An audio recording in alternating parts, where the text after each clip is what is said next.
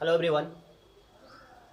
Last class में आपने पढ़ा था force on charge particle in magnetic field. एक मैग्नेटिक फील्ड में यदि एक चार्ज पार्टिकल को स्टेशनरी रखा जाए, यदि एक चार्ज पार्टिकल को मैग्नेटिक फील्ड के डायरेक्शन में प्रोजेक्ट किया जाए, या फिर मैग्नेटिक फील्ड के अपोजिट डायरेक्शन में प्रोजेक्ट किया जाए, या फिर मैग्नेटिक फील्ड के परपेंडिकुलर डायरेक्शन में प्रोजेक्ट किया जाए, या फिर एक आर्बिट्रेरी एंगल के साथ जो है, मतलब मैग्नेटिक फील्ड के साथ कोई भी एक एंगल बना करके एक जनरल एंगल पर जो है उसे प्रोजेक्ट कर दिया जाए, तो इन केसेस में चार्ज पार्टिकल पे कितना फोर्स लगता है और उस फोर्स का प्रभाव क्या होता है, चार्ज पार्टिकल मैग्नेटिक फील्ड में किस तरह का ट्रैजेक्टरी शो करता है, किस तरह के पाथ को वो फॉलो करता है, इसके बारे में हम लोगों ने पढ़ा था लास्ट क्लास में।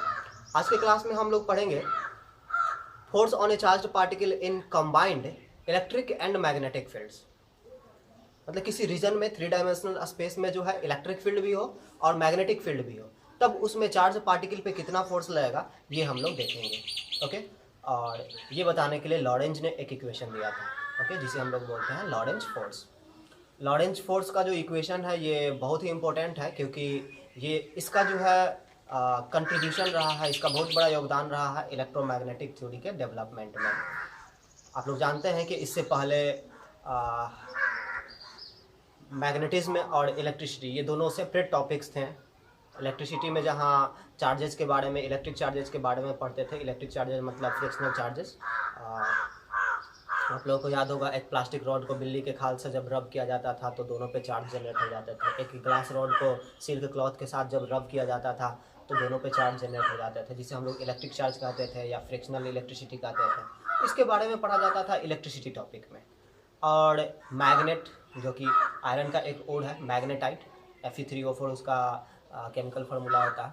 तो मैग्नेटाइट, मैग्नेट के बारे में और मैग्नेट के बीच इंटरेक्शन, मैग्नेट और मैग्नेटिक सबस्टांसेस जैसे कि आयरन, कोबाल्ट, निकेल, फिर उनके एलॉयज, इन सब के बीच जो इंटरेक्शन है इसके बारे में हम लोग पढ़ते थे मैग्नेटिज्म में। तो इलेक्ट्रिसिटी और मैग्नेटिज्म जो है वो सेपरेट टॉपिक्स थे, लेकिन ऑस्टेड ने एक एक्सपेरिमेंट में ये देखा कि मूविंग चार्जेस जो हैं, चार्जेस यदि मूव कर रहे हो यानी कि जिसके कारण करंट हो, राइट, तो करंट के कारण जो है मैग्नेटिक फील्ड प्रोड्यूस होता है। और ऑस्टेड ने ये कंक्लूजन ड्रॉ किया था कि मूविंग चार्जेस जो है वो मैग्नेटिक फील्ड प्रोड्यूस करते हैं। और इस तरीके से ऐसा लगा कि हाँ, कहीं ना कहीं इलेक्ट्रिसिटी और मैग्नेटिज्म के बीच में जो है इंटर रिलेशन है, को रिलेशन है, दोनों की एक दूसरे पे कोई ना कोई डिपेंडेंसी है। और इस फैक्ट को एम्पियर ने भी सपोर्ट किया था, और साथ ही साथ फराडे ने भी सपोर्ट किया था। लिहाजा फराडे ने तो एक कॉइल के आसपास, एक कॉइल यानी कि एक वायर का लूप है ना, उसके आसपास जो है एक बार मैग्नेट को जो है मूव करके जो है उसने उस कॉइल में करंट भी इंड्यूस किया था। और इस फेनोमेनन का नाम दिया गया था इलेक्ट्रोमैग्नेटिक इंडक्शन, जिसके हेल्प से जो है बाद में इलेक्ट्रिक जनरेटर बनाया गया। तो इस तरीके से इस फैक्ट को बल मिला कि हाँ, इलेक्ट्रिसिटी और मैग्नेटिज्म के बीच जो है कोई रिलेशन है। और फिर आपको पता है कि हाँ, लॉरेंज के इक्वेशन के बाद फिर उस पर मैक्सवेल ने काम किया था, और मैक्सवेल ने जो है इलेक्ट्रोमैग्नेटिक थ्योरी दी थी, जो कि जिसके हेल्प से बाद में इलेक्ट्रोमैग्नेटिक वेव्स जो है डिस्कवर्ड हुए। आज के क्लास में हम लोग लॉरेंज फोर्स के बारे में पढ़ने वाले हैं, और इसके बाद हम लोग application of crossed electric and magnetic fields पढ़ेंगे। क्रॉस्ड मतलब क्या होता है? क्रॉस्ड मतलब परपेंडिकुलर। यदि इलेक्ट्रिक फील्ड और मैग्नेटिक फील्ड एक दूसरे के परपेंडिकुलर है तो इन्हें कहा जाएगा crossed electric and magnetic fields, या सीधा आप कह सकते हैं क्रॉस्ड फील्ड्स। तो हम लोग पढ़ेंगे application of crossed fields. Crossed fields का यूज जो है दो तरह के डिवाइसेस में होता है। एक है वेलोसिटी सेलेक्टर और दूसरा है साइक्लोट्रॉन। ये दो तरह के डिवाइसेज आपको अपने सिलेबस में पढ़ना है, वेलोसिटी सेलेक्टर और साइक्लोट्रॉन, और इन दोनों में ही जो है क्रॉस्ड फील्ड्स का यूज होता है। तो उसको हम लोग पढ़ेंगे। सबसे पहले शुरुआत करते हैं टॉपिक लॉरेंज फोर्स।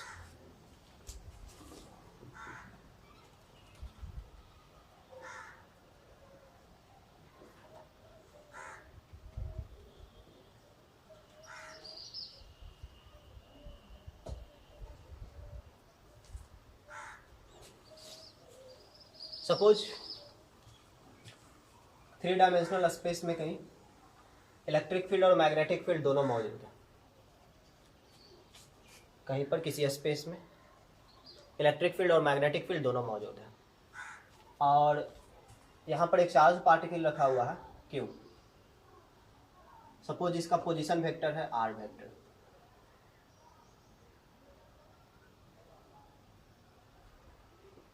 इसके पोजीशन को जो है R वेक्टर से डिनोट किया जा रहा है।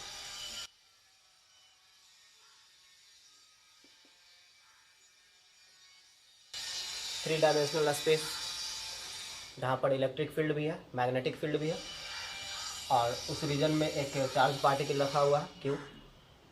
चार्ज पार्टिकल का पोजीशन वेक्टर है R वेक्टर। चार्ज पार्टिकल जहाँ है उस जगह पर इलेक्ट्रिक फील्ड का वैल्यू है E वेक्टर, और उस जगह पर मैग्नेटिक फील्ड का वैल्यू है B वेक्टर। ये इसका पोजीशन है। ओके, तो ये बताया जा रहा है electric field vector eight position vector R, magnetic field vector eight position vector R। तो ये बस पोजीशन बताने के लिए, इस वेक्टर से आपको कोई मतलब नहीं, राइट। इलेक्ट्रिक फील्ड का वैल्यू है E वेक्टर और मैग्नेटिक फील्ड का वैल्यू है B वेक्टर। तो चार्ज पार्टिकल पे नेट फोर्स कितना लगेगा आपको पता है। चार्ज पार्टिकल यदि मूव कर रहा हो तभी जो है उस पर मैग्नेटिक फोर्स लगता है। क्या जो लॉरेंज ने इक्वेशन दिया वो ये था, net force on the charge particle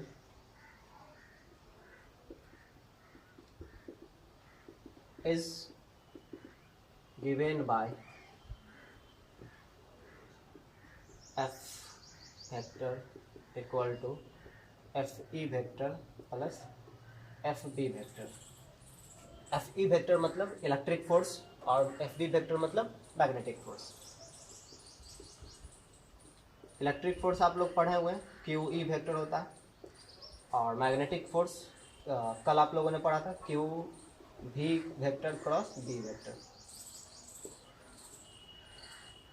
एक स्टेप और हम लोग चलते हैं। F vector equal to QE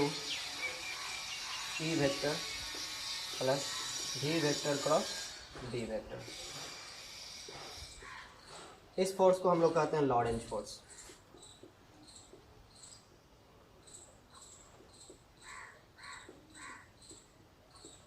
इसे ही हम लोग कहते हैं लॉरेंज फोर्स। अब देखिए, यदि इस रीजन में केवल मैग्नेटिक फील्ड हो, इलेक्ट्रिक फील्ड ना हो, तब इलेक्ट्रिक फील्ड जीरो हो जाएगा, फोर्स केवल मैग्नेटिक फोर्स लगेगा। अच्छा, मैग्नेटिक फोर्स भी कब लगेगा, V का वैल्यू नॉन जीरो होना चाहिए, यानी वेलोसिटी जो है वो नॉन जीरो होना चाहिए। और दूसरी बात, वेलोसिटी वेक्टर और मैग्नेटिक फील्ड वेक्टर एक दूसरे के पैरेलल या एंटी पैरेलल नहीं होना चाहिए। यदि वेलोसिटी वेक्टर और मैग्नेटिक फील्ड वेक्टर एक दूसरे के पैरेलल या फिर एंटी पैरेलल हो जाता है, तब इस केस में जो है यदि यदि मैग्नेटिक फील्ड वेक्टर और वेलोसिटी वेक्टर ये पैरेलल हो, या फिर मैग्नेटिक फील्ड वेक्टर और वेलोसिटी वेक्टर एंटी पैरेलल हो, तो इन दोनों ही केस में मैग्नेटिक फोर्स जीरो हो जाता है। ओके, और सिर्फ इलेक्ट्रिक फोर्स लगेगा। ओके, हाँ, जो भी हो, ये आपका नेट फोर्स है। इस इक्वेशन के हेल्प से जो है आप लोग नेट फोर्स पता कर सकते हैं, और इसे हम लोग कहते हैं लॉरेंज फोर्स। अब हम लोग देखते हैं application of crossed electric and magnetic fields. चलिए, किसी रीजन में थ्री डायमेंशनल स्पेस में एज्यूम कीजिए crossed electric and magnetic fields. यहाँ पर मैं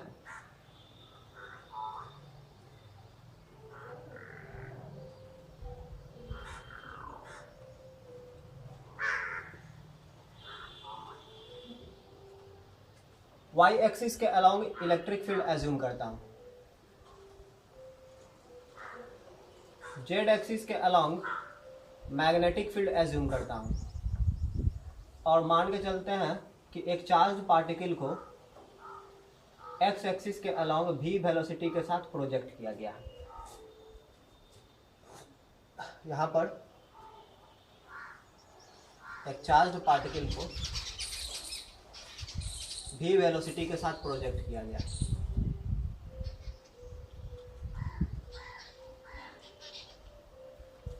और इस रीजन में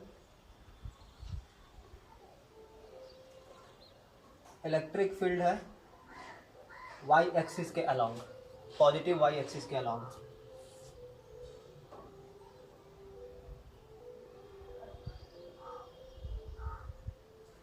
और इस रीजन में मैग्नेटिक फील्ड है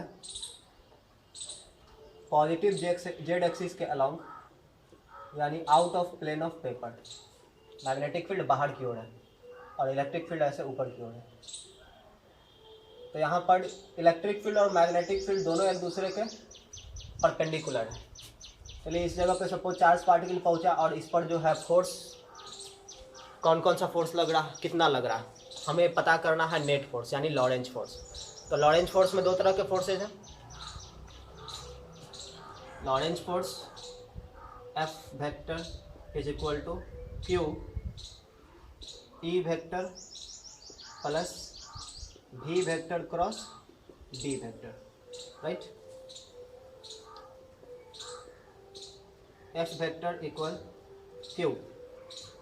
चलिए मान लीजिए ई वेक्टर का मैग्नीट्यूड ई है और डायरेक्शन क्या है ई वेक्टर का, ई वेक्टर का मैग्नीट्यूड मैंने मान लिया ई, डायरेक्शन क्या है वाई एक्सिस के along, okay. Electric field vector का डायरेक्शन है वाई एक्सिस के अलाउंग, तो इसका डायरेक्शन हो गया प्लस जे कैप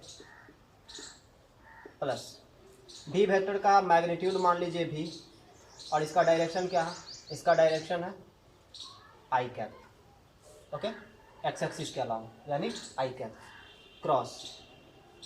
मान लीजिए मैग्नेटिक फील्ड वेक्टर का मैग्नीट्यूड है बी, ओके, और इसका डायरेक्शन क्या है, डायरेक्शन है out of plane of paper Z axis के अलाउंग यानी plus K cap.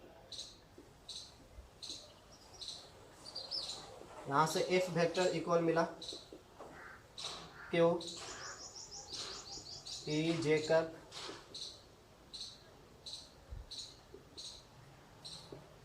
Plus V into B I cap cross K cap. आपको क्या मिलेगा माइनस जे कैप। देखिए ये मैंने सिखाया था आप लोगों को क्रॉस प्रोडक्ट में, आई जे के। यदि आई क्रॉस जे करेंगे तो के मिलेगा, यदि जे क्रॉस के करेंगे तो आई मिलेगा, यदि के क्रॉस आई करेंगे तो जे मिलेगा। लेकिन यदि उल्टा चले आई क्रॉस के करें तो माइनस जे मिलेगा, के क्रॉस जे माइनस आई और जे क्रॉस आई माइनस के, राइट, क्लियर है। तो यहाँ पे हमने आई क्रॉस के किया, उल्टा चले हैं, ओके, तब इस केस में आपको अगला यानी माइनस जे कैप मिलेगा, राइट। तो यहाँ पे आपको F vector is equal to मिला Q E J cap plus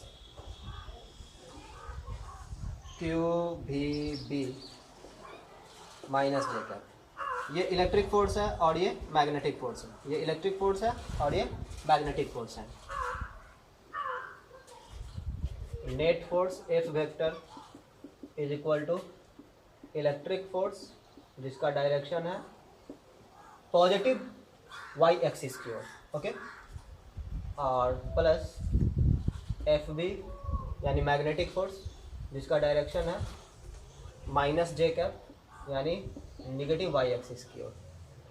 तो इस चार्ज पार्टिकल पे दो फोर्सेज लग रहे हैं, electric force positive Y axis की ओर और magnetic force negative Y axis की ओर। आप कह सकते हैं कि इलेक्ट्रिक फोर्स जो है इलेक्ट्रिक फील्ड के डायरेक्शन में लग रहा है और मैग्नेटिक फोर्स जो है वो इलेक्ट्रिक फील्ड के अपोजिट डायरेक्शन में लग रहा है। हाँ, तब जब इस तरह का अरेंजमेंट हो, अरेंजमेंट आप देख सकते हैं इलेक्ट्रिक फील्ड और मैग्नेटिक फील्ड एक दूसरे के परपेंडिकुलर है। यदि इलेक्ट्रिक फील्ड अपवर्ड डायरेक्शन में है तो magnetic field out of plane of paper है। तो आप देख सकते हैं इलेक्ट्रिक फोर्स और मैग्नेटिक फोर्स एक दूसरे के अपोजिट डायरेक्शन में है, और ऐसा तब है जब इलेक्ट्रिक फील्ड और मैग्नेटिक फील्ड एक दूसरे के परपेंडिकुलर हो। जैसा अरेंजमेंट यहाँ शो किया गया उस तरह का अरेंजमेंट हो। यहाँ देख सकते हैं इलेक्ट्रिक फील्ड जो है ऊपर की ओर है और magnetic field out of plane of paper है। मैग्नेटिक फील्ड जो है out of plane of paper है, इलेक्ट्रिक फील्ड जो है वो अपवर्ड डायरेक्शन में है। तब इस केस में इलेक्ट्रिक फोर्स और मैग्नेटिक फोर्स दोनों एक दूसरे के अपोजिट डायरेक्शन में लगते हैं। अब सपोज इलेक्ट्रिक फील्ड और मैग्नेटिक फील्ड दोनों के वैल्यू को हम कुछ इस तरीके से, ठीक है, हम इस तरीके से एडजस्ट करते हैं, इलेक्ट्रिक फील्ड और मैग्नेटिक फील्ड, डायरेक्शन तो ठीक है, जो यहाँ पे लिया गया है वही डायरेक्शन रहेगा, सिर्फ उन दोनों के मैग्नीट्यूड को हम कुछ इस तरीके से एडजस्ट करते हैं ताकि एफ ई वेक्टर और एफ बी वेक्टर दोनों इक्वल हो जाए, यानी इलेक्ट्रिक फोर्स और मैग्नेटिक फोर्स दोनों इक्वल हो जाए।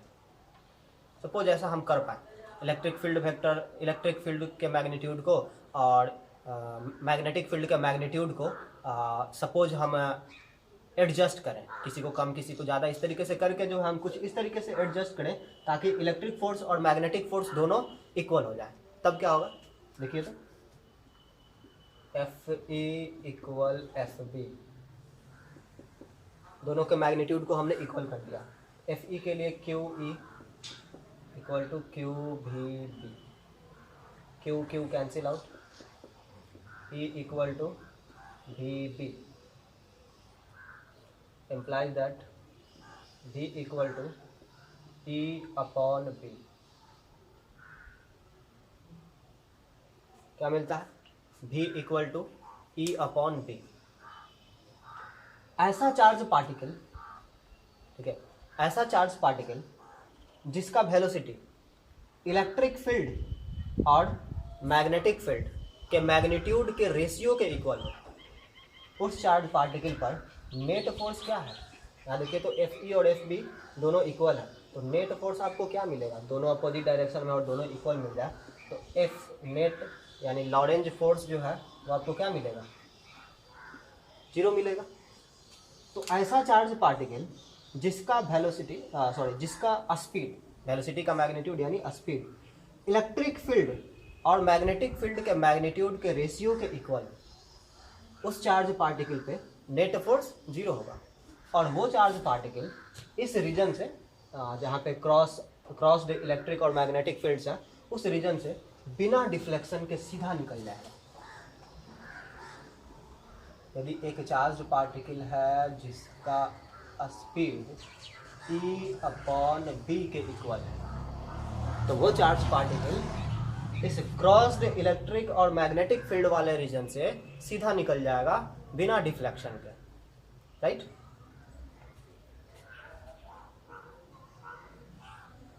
और यदि किसी चार्ज पार्टिकल का, एक काम कीजिए, v equal E by B,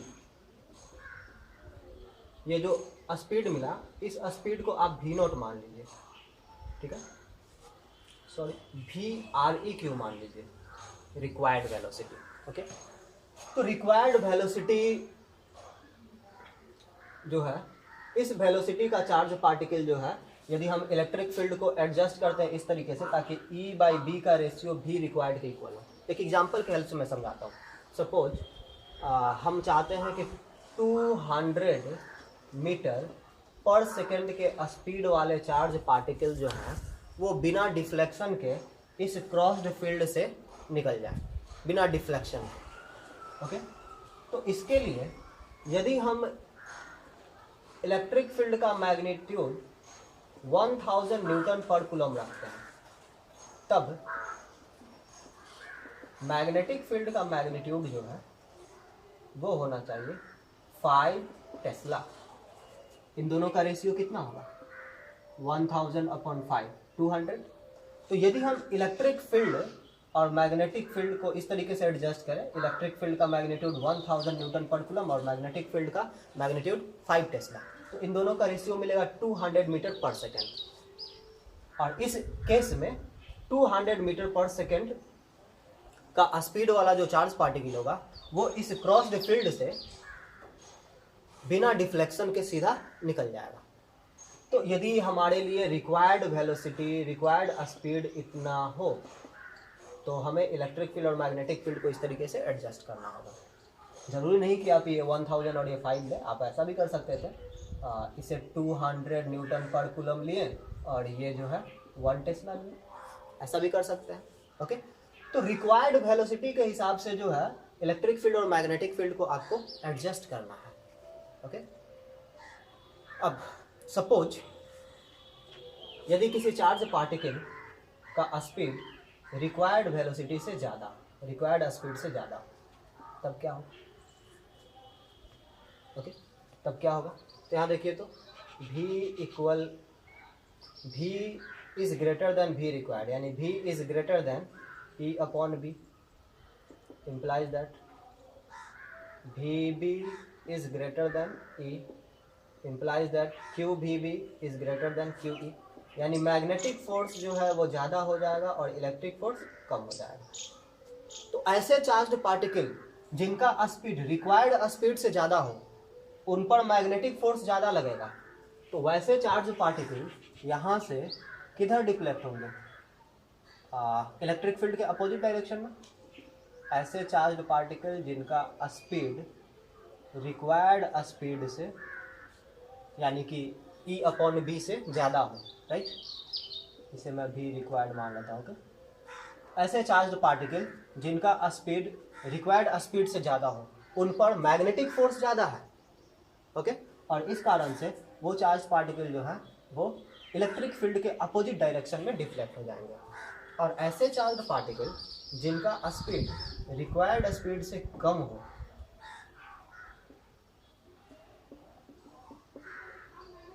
उनके लिए एफ बी यानी मैग्नेटिक फोर्स, यहाँ पे आपको मैं कैलकुलेट करके दिखा देता हूँ।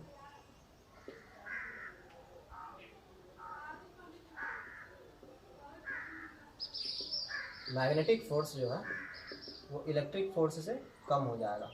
और ऐसे चार्ज पार्टिकल, मैग्नेटिक फोर्स कम है, इलेक्ट्रिक फोर्स ज़्यादा है, तो इस पर जो फोर्स लगेगा वो कहाँ लगेगा? इलेक्ट्रिक फील्ड के डायरेक्शन में वो डिफ्लेक्ट होंगे। तो ऐसे चार्ज पार्टिकल जिनका स्पीड रिक्वायर्ड स्पीड से कम हो, ओके, ऐसे चार्ज पार्टिकल जिनका स्पीड रिक्वायर्ड स्पीड से कम हो वो इलेक्ट्रिक फील्ड के डायरेक्शन में डिफ्लेक्ट हो जाएंगे। और ऐसे चार्ज पार्टिकल जिनका स्पीड रिक्वायर्ड स्पीड से ज़्यादा हो वो इलेक्ट्रिक फील्ड के अपोजिट डायरेक्शन में डिफ्लेक्ट हो जाएंगे। और ऐसे चार्ज पार्टिकल जिनका स्पीड रिक्वायर्ड स्पीड के इक्वल हो तो वैसे चार्ज पार्टिकल विदाउट डिफ्लेक्शन के निकल जाएंगे। कब? यदि हम लोग इलेक्ट्रिक फील्ड और मैग्नेटिक फील्ड को सूटेबली एडजस्ट कर लें, राइट, मतलब इसके अकॉर्डिंग हम लोग कहाँ गया, v equal E upon V, इसके अकॉर्डिंग यदि हम लोग इलेक्ट्रिक फील्ड और मैग्नेटिक फील्ड के मैग्नीट्यूड को एडजस्ट कर लें, ओके, तो रिक्वायर्ड स्पीड वाले चार्ज पार्टिकल सीधा निकल जाएंगे। रिक्वायर्ड स्पीड से जिनका स्पीड ज़्यादा होगा वो डिफ्लेक्ट हो जाएंगे इलेक्ट्रिक फील्ड के अपोजिट डायरेक्शन में, और जिनका स्पीड कम होगा वो इलेक्ट्रिक फील्ड के डायरेक्शन में डिफ्लेक्ट हो जाएंगे। अब ज़रा सोचिए इसका किस तरीके से इस्तेमाल कर सकते हैं। सपोज कोई गन है जो कि चार्ज पार्टिकल प्रोड्यूस करता है, लेकिन उस गन से जितने भी पार्टिकल्स निकलते हैं सबका स्पीड सेम नहीं होता है। उन चार्ज पार्टिकल के स्पीड जो है वो वैरी कर सकते हैं। तो यदि एक गन चार्ज पार्टिकल का एक बीम प्रोड्यूस करता है, एक गन से जो है बहुत सारे चार्ज पार्टिकल एक बीम के रूप में निकलते हैं। सपोज ये गन है और इस गन से जो है, सपोज ये गन है और यहाँ से चार्ज पार्टिकल निकल रहा है, यानी चार्ज पार्टिकल का एक बीम निकल रहा है और इसमें बहुत सारे अलग अलग स्पीड वाले पार्टिकल्स हैं और इनमें से कोई पार्टिकुलर स्पीड वाला चार्ज पार्टिकल हमें चूज करना है, सेलेक्ट करना है। तो जिस स्पीड का चार्ज पार्टिकल हमें सेलेक्ट करना है उसके according v equal E upon B के अकॉर्डिंग इलेक्ट्रिक फील्ड और मैग्नेटिक फील्ड को एडजस्ट किया जाएगा इस तरह के सेटअप में, ओके। तब जिस चार्ज पार्टिकल का स्पीड v होगा, मतलब जिसके अकॉर्डिंग हमने एडजस्ट किया है, वो चार्ज पार्टिकल, उतना स्पीड वाला चार्ज पार्टिकल जो है विदाउट डिफ्लेक्शन निकल जाएंगे और बाकी के जो चार्ज पार्टिकल्स हैं वो डिफ्लेक्ट हो जाएंगे आइदर टुवर्ड्स इलेक्ट्रिक फील्ड और in the opposite direction of electric field. अब क्या करते हैं, इस जगह पर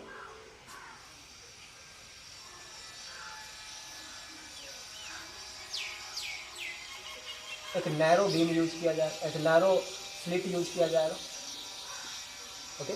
इस नैरो स्लिट से जो रिक्वायर्ड स्पीड वाले चार्ज पार्टिकल हैं वो बाहर निकल आएंगे और बाकी के जो चार्ज पार्टिकल्स हैं जो डिफ्लेक्ट हो गए हैं उनको ये दीवार जो है ये एब्जॉर्ब कर देगा। तो इस तरीके का जो डिवाइस बना, इस डिवाइस को हम लोग बोलते हैं velocity selector, okay. Velocity selector में किसका यूज किया गया? Crossed electric and magnetic fields का, ओके। तो अब हम लोग आते हैं साइक्लोट्रॉन पर।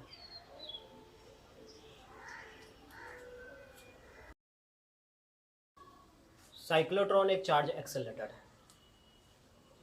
चार्ज पार्टिकल को एक्सेलरेट करके उनसे न्यूक्लियस पर बॉम्बार्ड कराने के लिए इसका यूज किया जाता है, ताकि कुछ न्यूक्लियर रिएक्शंस करवा करके उन पर जो है स्टडी किया जा सके। न्यूक्लियस पर बॉम्बार्ड कराने के लिए हाई एनर्जेटिक ऐसे चार्ज पार्टिकल जिनका काइनेटिक एनर्जी ज़्यादा हो, हाई एनर्जेटिक चार्ज पार्टिकल्स की ज़रूरत होती है। और चार्ज पार्टिकल्स को हाई काइनेटिक एनर्जीज तक एक्सेलरेट करने के लिए साइक्लोट्रॉन का यूज किया जाता है। ऐसे साइक्लोट्रॉन के जैसे और भी कई चार्ज एक्सेलरेटर्स होते हैं। ओके, अब इसमें होता क्या है, साइक्लोट्रॉन में जो है दो इवैक्यूएटेड मेटल चैम्बर्स होते हैं जो कि डी के शेप के होते हैं। इंग्लिश अल्फ़ाबेट का जो लेटर है डी, उसके शेप के जो है दो मेटल चैम्बर्स होते हैं। इन्हें मैं D1 और D2 से डिनोट कर रहा हूँ। ओके, और दोनों डी जो हैं एक अल्टरनेटिंग वोल्टेज सोर्स से, जिसे हम लोग ऑसिलेटर कहेंगे, उससे कनेक्टेड होते हैं। ये सोर्स जो है अल्टरनेटिंग वोल्टेज प्रोड्यूस करता है, और इस कारण से जो है D1 और D2 की पोलरिटी जो है अल्टरनेटली चेंज होती रहती है। कभी जो है D1 पॉजिटिव होगा और D2 नेगेटिव होगा। कहने का मतलब ये हाई पोटेंशियल पर होगा और ये लो पोटेंशियल पर होगा। फिर ये जब अल्टरनेट होगा, जब ये चेंज होगा, तब ये हाई पोटेंशियल पर आ जाएगा और ये लो पोटेंशियल पर आ जाएगा। तो इस तरीके से दोनों की पोलरिटी जो है वो अल्टरनेटली चेंज होती रहती है। अब इसके वर्किंग को समझने के लिए थोड़ा सा हम लोग लास्ट क्लास से कुछ रिवाइज करते हैं। आपको याद होगा एक मैग्नेटिक फील्ड, सपोज इस रीजन में एक मैग्नेटिक फील्ड है out of plane of paper, और यहाँ पर एक चार्ज पार्टिकल को उसके परपेंडिकुलर डायरेक्शन में प्रोजेक्ट किया गया विथ वेलोसिटी v। तो ये चार्ज पार्टिकल जो है इस तरह से एक सर्कुलर पाथ को ट्रेस करता है। फोर्स का डायरेक्शन जो है मैं जस्टिफाई कर देता हूँ। यहाँ पर देखिए, सपोज ये एक्स एक्सिस है, ये वाई एक्सिस है और ये जेड एक्सिस है। तो एफ भी इक्वल होता है क्यू भी क्रॉस बी। भी वेक्टर का डायरेक्शन जो है वो है जे कैप, और बी वेक्टर का डायरेक्शन है के कैप। इन दोनों का क्रॉस प्रोडक्ट होगा आई कैप। तो फोर्स जो यहाँ पे लग रहा है वो है एक्स एक्सिस के अलावा, यानी फोर्स इस डायरेक्शन में लग रहा है, और इस तरीके से ये ऐसा सर्कुलर पाथ को ट्रेस करेगा। यदि ये सर्कुलर पाथ को ट्रेस कर रहा है तो इसका टाइम पीरियड होगा 2πm/QB, जहाँ पर m इस चार्ज पार्टिकल का मास है, q जो है चार्ज पार्टिकल का चार्ज का मैग्नीट्यूड है, और b जो है मैग्नेटिक फील्ड का मैग्नीट्यूड है। ओके, तो ये आप लोगों ने लास्ट क्लास में पढ़ा हुआ। यहाँ से फ्रीक्वेंसी आपको मिलता है QB/2πm, राइट। अब यहाँ पर सपोज मैग्नेटिक फील्ड है out of plane of paper, और इस सेंटर पर एक चार्ज पार्टिकल को इस डायरेक्शन में प्रोजेक्ट कर दिया गया। तो इस तरह के एक सर्कुलर पाथ को ये ट्रेस करेगा, राइट। तो ये जो है इस तरह के एक सर्कुलर पाथ को ट्रेस करता। Frequency of revolution QB/2πm and time period of revolution 2πm/QB। तो ये D2 में सेमी सर्कुलर पाथ ट्रेस करता है, और इस दौरान उसे जो टाइम लगता है वो है T/2। इस D में, जिसे मैं D2 बोल रहा हूँ, D2 में ये एक सेमी सर्कुलर पाथ को ट्रेस करता है, और सेमी सर्कुलर पाथ को ट्रेस करने के दौरान इसे जो टाइम लगता है वो टाइम है T/2, जहाँ पर T का वैल्यू है 2πm/QB, राइट। और जैसे ही ये D2 से बाहर आता है, इस समय वेलोसिटी का डायरेक्शन ये रहा, इस समय वेलोसिटी का डायरेक्शन ये है, और उस समय ये ऑसिलेटर जो है D2 को हाई पोटेंशियल पे और D1 को लो पोटेंशियल पे रखता है। यानी कि D2 की पोलरिटी पॉजिटिव होती है और D1 की पोलरिटी नेगेटिव होती है।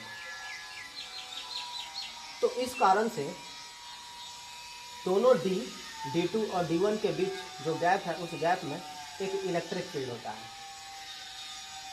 इलेक्ट्रिक फील्ड का डायरेक्शन वेलोसिटी के अलॉन्ग है, और इस कारण से चार्ज पार्टिकल पर जो फोर्स लगेगा वो वेलोसिटी वेक्टर के अलॉन्ग ही लगेगा। ओके, वेलोसिटी वेक्टर के अलॉन्ग ही चार्ज पार्टिकल पे फोर्स लगता है, और जब चार्ज पार्टिकल पे वेलोसिटी वेक्टर के अलॉन्ग एक फोर्स लगेगा तो क्लियर है कि ये फोर्स जो है टेंजेंशियल है। टेंजेंशियल है तो चार्ज पार्टिकल को मिल गया टेंजेंशियल एक्सेलरेशन, और टेंजेंशियल एक्सेलरेशन मिला तो चार्ज पार्टिकल का स्पीड बढ़ जाएगा, उसका काइनेटिक एनर्जी बढ़ जाएगा, राइट। काइनेटिक एनर्जी बढ़ जाता है, और काइनेटिक एनर्जी बढ़ जाने के कारण अब ये चार्ज पार्टिकल जो है अगेन सर्कुलर पाथ को ही ट्रेस कर रहा है, लेकिन अब इसका रेडियस बढ़ जाएगा क्योंकि चार्ज पार्टिकल का काइनेटिक एनर्जी जो है वो इंक्रीज कर गया है। आप लोगों ने इस बारे में लास्ट क्लास में पढ़ा था कि यदि चार्ज पार्टिकल का काइनेटिक एनर्जी बढ़ता है, यदि उसका स्पीड बढ़ता है या फिर उसका मोमेंटम बढ़ता है तो उसका रेडियस इंक्रीज करेगा, टाइम पीरियड और फ्रीक्वेंसी पर कोई फर्क नहीं पड़ता है। तो अगेन ये D1 में भी एक सेमी सर्कुलर पाथ को ट्रेस करता है, D1 में भी एक सेमी सर्कुलर पाथ को ट्रेस करता है, और उस दौरान उसे जो टाइम लगता है वो फिर उतना ही है T/2, जहाँ T का वैल्यू 2πm/क्यूब है, लेकिन रेडियस जो है वो बड़ा है, ओके, रेडियस जो है वो बड़ा है। और ये दोनों ही डीज में D1 हो या फिर D2 हो, दोनों ही डीज में इलेक्ट्रिक फील्ड से बचा रहता है। इलेक्ट्रिक फील्ड का कोई प्रभाव नहीं होता है ये डीज के अंदर, क्योंकि आप लोग पढ़े हुए हैं इलेक्ट्रोस्टैटिक शेल्डिंग, राइट। ये दोनों डी जो है मेटल चैम्बर्स हैं, और मेटल चैम्बर के अंदर ओके ये कैविटी की तरह हुआ, और उसके इंटीरियर में कोई भी charge particle outside electric field influence से सुरक्षित रहता है, ओके। तो चार्ज पार्टिकल पर इलेक्ट्रिक फोर्स तभी लगने वाला है जब ये गैप में हो, दोनों डी के बीच जो गैप है उस गैप में जब हो तभी चार्ज पार्टिकल पे फोर्स लगने वाला है, और जब ये डीज के अंदर होता है तब उस पर इलेक्ट्रिक फोर्स नहीं लगता है, उस पर सिर्फ मैग्नेटिक फोर्स लगता है। मैग्नेटिक फोर्स के कारण ये सर्कुलर पाथ को ट्रेस कर रहा है, और जब जब ये गैप में आता है, अभी देखिए, अभी आपने देखा था कि ये एक सेमी सर्कुलर पाथ को ट्रेस करके D2 के अंदर एक सेमी सर्कुलर पाथ को ट्रेस करके इस गैप में आता है, और उसका स्पीड जो है बढ़ जाता है, किसके कारण? इलेक्ट्रिक फील्ड के कारण। और अगेन अब स्पीड बढ़ गया तो रेडियस बढ़ गया, और बढ़े हुए रेडियस के साथ अगेन एक सेमी सर्कुलर पाथ को ट्रेस करता है D1 के अंदर, और फिर से ये गैप में आता है। इस समय वेलोसिटी का डायरेक्शन ये है। ऑसिलेटर का कमाल ये है, ये अल्टरनेटिंग है, ओके। अब ये इस D1 को पॉजिटिव पोटेंशियल पे और D2 को निगेटिव पोटेंशियल पे रखता है, और इस कारण से इलेक्ट्रिक फील्ड अब इस डायरेक्शन में है। इलेक्ट्रिक फील्ड इस डायरेक्शन में है तो इलेक्ट्रिक फोर्स भी उसी डायरेक्शन में है। अगेन वेलोसिटी के अलाउ, यानी अगेन इसके कारण एक टेंजेंशियल एक्सेलरेशन प्रोड्यूस होगा चार्ज पार्टिकल में, और टेंजेंशियल एक्सेलरेशन प्रोड्यूस होगा तो उसका काइनेटिक एनर्जी इंक्रीज करेगा। काइनेटिक एनर्जी इंक्रीज करेगा तो क्या टाइम पीरियड चेंज होगा? टाइम पीरियड चेंज नहीं होगा। क्या फ्रीक्वेंसी चेंज होगा? नहीं, फ्रीक्वेंसी चेंज नहीं होगा। क्या चेंज होगा? सिर्फ उसका रेडियस जो है वो बढ़ जाएगा। अगेन ये इस तरीके से, और दोबारा जो है एक बड़े रेडियस वाले सेमी सर्किल को ट्रेस करता है। तो इस तरीके से जो है हर बार जब जब ये दोनों डीज के बीच के गैप में आता है तब तब इसकी पोलरिटी जो है वो चेंज कर जाती है, रिवर्स हो जाती है। ये जो वोल्टेज प्रोड्यूस कर रहा है अल्टरनेटिंग वोल्टेज, इसे मैं भी अप्लाइड बोल देता हूँ, राइट, भी अप्लाइड, ओके। और ये अल्टरनेटली जो है ये इस अपना पोलरिटी चेंज कर रहा है, और इसका जो फ्रीक्वेंसी है उसे मैं मान लेता हूँ न्यू ए। क्या मान लेता हूँ? न्यू ए। तो जब जब ये चार्ज पार्टिकल डीज के बीच जो गैप है उस गैप में आता है तब तब जो है ये ऑसिलेटर जो है अपना पोलरिटी चेंज कर देता है, और इस कारण से ये सुनिश्चित हो जाता है कि हर बार चार्ज पार्टिकल एक्सेलरेट ही होगा। और हर बार जब चार्ज पार्टिकल एक्सेलरेट होता है, मतलब जब जब वो गैप में आता है तब तब एक्सेलरेट होता है, और एक्सेलरेट होने के कारण जो सेमी सर्कुलर पाथ ये ट्रेस कर रहा है उसका रेडियस जो है वो इंक्रीज करता जाता है। फाइनली जब रिक्वायर्ड वेलोसिटी अचीव कर ले चार्ज पार्टिकल तब एक डिफ्लेक्टर की मदद से, यहाँ पर देखिए, यहाँ पर ये एक डिफ्लेक्टर है, डिफ्लेक्टर की मदद से जो है एग्जिट स्लिट के थ्रू चार्ज पार्टिकल को जो है बाहर कर दिया जाता है। अब इस चार्ज पार्टिकल से जो है आप जिस न्यूक्लियस पर बॉम्बार्ड कराना आप करा सकते हैं, जो भी टारगेट हो उस टारगेट पर जो है आप बॉम्बार्ड करा सकते हैं, राइट। इस साइक्लोट्रॉन के अंदर जो चार्ज पार्टिकल मैग्नेटिक फील्ड के कारण सर्कुलर पाथ को ट्रेस कर रहा है उसका टाइम पीरियड है 2πm/क्यूब, और फ्रीक्वेंसी है QB/2πm। इस फ्रीक्वेंसी को हम लोग कहते हैं साइक्लोट्रॉन फ्रीक्वेंसी। साइक्लोट्रॉन फ्रीक्वेंसी है QB/2πm, और ये सुनिश्चित करने के लिए, फिक्स करने के लिए कि हर बार चार्ज पार्टिकल जब जब ये गैप में आता है तब तब एक्सेलरेट ही नहीं। इसके लिए अप्लाइड वोल्टेज का फ्रीक्वेंसी और साइक्लोट्रॉन फ्रीक्वेंसी क्या होना चाहिए, इक्वल होना चाहिए। और इसे ही हम लोग कहते हैं रेजोनेंस कंडीशन।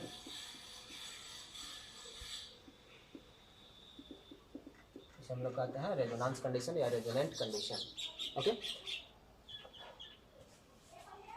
चार्ज पार्टिकल के पास, साइक्लोट्रॉन के अंदर चार्ज पार्टिकल के पास मैक्सिमम काइनेटिक एनर्जी कब होगा, जब सर्कुलर पाथ का रेडियस डीज के रेडियस के इक्वल है। ओके, तो आप लोग कैलकुलेट कर सकते हैं। तो ये था साइक्लोट्रॉन का वर्किंग और उसका प्रिंसिपल। आज के क्लास में इतना ही।